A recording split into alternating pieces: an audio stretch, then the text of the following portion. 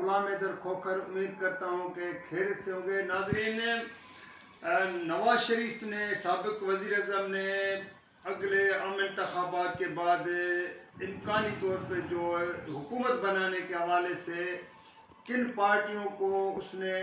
ان سے اتحاد نہ کرنے کا عندیہ دے دیا ہے، اس حوالے سے آپ لوگوں سے بات چیت شیئر کرنے سے پہلے جتنے بھی مہربان دوست ناظرین جن لوگوں نے ابھی میرے اس ولاگ کو یوٹیوب پر اور فیس بک پر جو ہے فالو کیا ہے، تو ان سب سے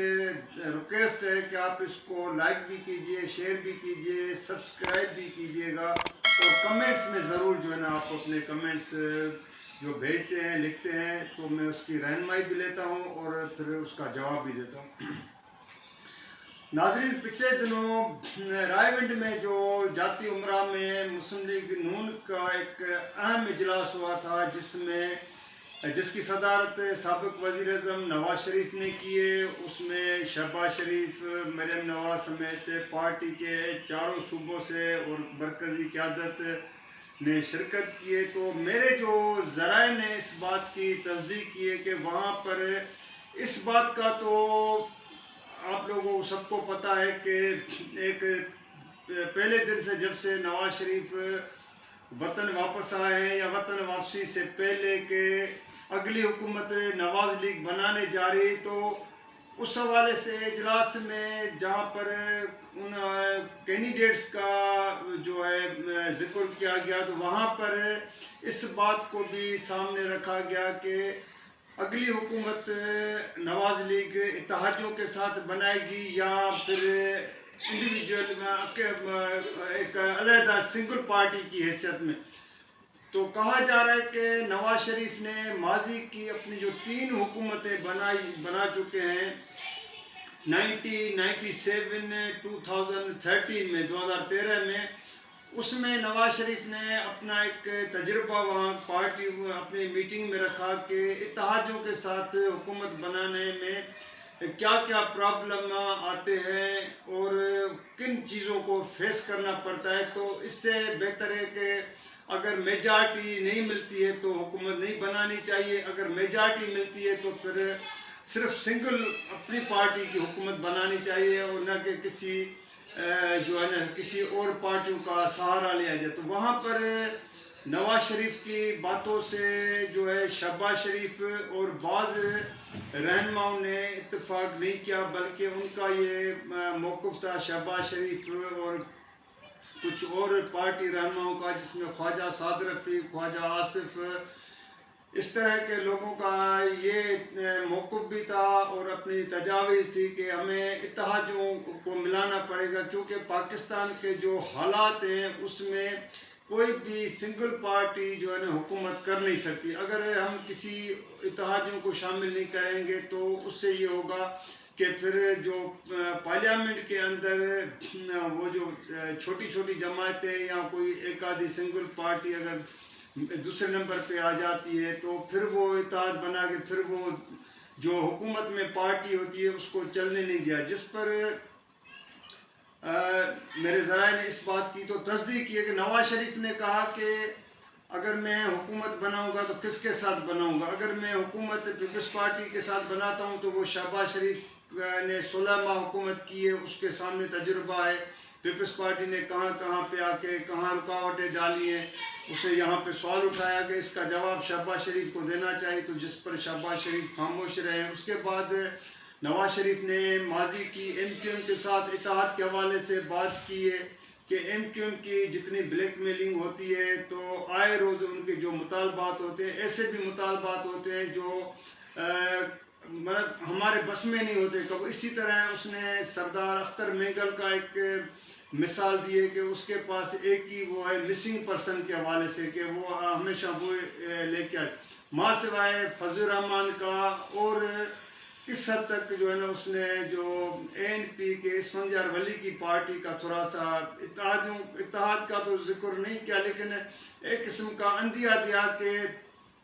ان کے ساتھ ہمارے جو ہے نا کولیشن، اتحاد، وہ بھی کولیشن ایک قسم کا اتحاد ہوتا ہے، تو ان کے ساتھ وہ چیز چل سکتی ہے، لیکن اس کے لیے بھی پھر ابھی یہ فیصلہ کرنا ممکن نہیں ہے، کیونکہ اب تو انتخابات ہونے ہیں. جب انتخابات ہوں گے پھر وہ جو نتائج آئیں گے تو اس حساب سے پھر ان پارٹیوں کا بھی پارلیمنٹ کے اندر پہلے تو دیکھا جائے گا کہ ان کی نمائندگی کتنی ہے اور ان کو کتنی سیٹیں ہیں، تو اس حساب سے پھر جو ہے نا اس وقت یہ فیصلہ کیا جائے گا، جس پر کافی جو بیس کافی کہتے ہیں ڈیٹیلز ہوا ہے. پھر اس میں مریم نواز نے بھی اپنا ایک آؤٹ پٹ دیا ہے اور مریم نواز نے اپنا ایک موقف رکھا ہے. تو اس طرح اوورآل جو ہے مطلب یہ ہے کہ آپ کہہ سکتے ہیں کہ مسلم لیگ نون پہلی مرتبہ جو اگلے حکومت کے حوالے سے جہاں پر ان کے سامنے اپنی کیبنٹ، یہاں تک کہ کیبنٹ کا بھی ڈسکس کس حد تک کیا ہے، تو وہاں پہ اتحادیوں پر اتفاق نہ ہونے پر پھر تمام چیزیں نواز شریف نے اپنے ہاتھ میں لے لی، اور نواز شریف نے یہ کہہ کر وہ وہاں پہ اجلاس ختم کیا تھا کہ کسی اور مناسب جو ہے موقع پر پھر ہم جو ہے نا اس کے بارے میں دوبارہ ڈسکس کریں گے اور اس وقت پھر کوئی رائے ہم اپنی پیدا کریں گے. تو ناظرین یہ ایک چیز تھی. یہاں پہ چلتے چلتے میں آپ سے مختصراً نواز شریف کا ایک اہم واقعہ، یہ 1998 کا واقعہ ہے کہ نواز شریف وزیر اعظم تھے. جب دوسری مرتبہ وزیر اعظم بنے تھے تو اس نے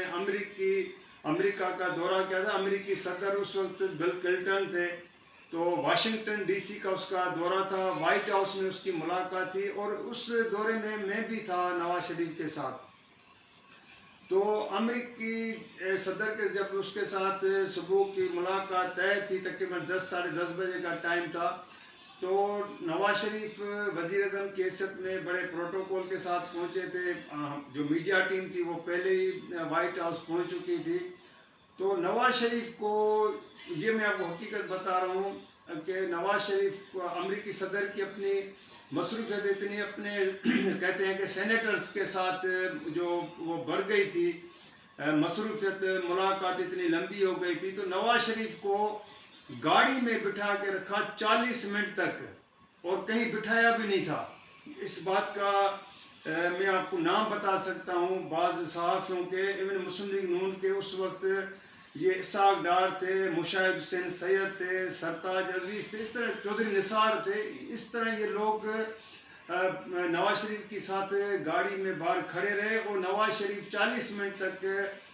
جو ہے وہاں پہ گاڑی میں بیٹھا رہا، اور ویٹنگ روم میں بھی نواز شریف کو کسی مہمان والے جو روم میں بھی کہیں پہ نہیں بٹھایا تھا. تو ہمارے حکمرانوں کے لیے یہ بات آپ سے شیئر کرنے کا مقصد ہے کہ جب ہمارے یہاں پہ کوئی بھی دنیا کا کسی ملک کا سربراہ آ جاتا ہے تو اس کے لیے جو ہمارے پاس پروٹوکول ہوتا ہے تو وہ تو آپ کے سامنے، آپ کو ڈھکی چھپی نہیں، لیکن ہمارے حکمران جب باہر چلے جاتے ہیں تو ان کے ساتھ یہ جو ہے نا خاص طور پہ امریکہ کا یا کسی اور ملکوں کا اس طرح کا رویہ ہوتا ہے. تو ناظرین بس یہ آج یہی آپ لوگوں کے ساتھ بات شیئر کرنی تھی. اگلی ویڈیو میں کسی اور موضوع کے ساتھ آپ سے بات کروں گا، تو جب تک کے لیے اجازت دیجیے گا. اللہ حافظ.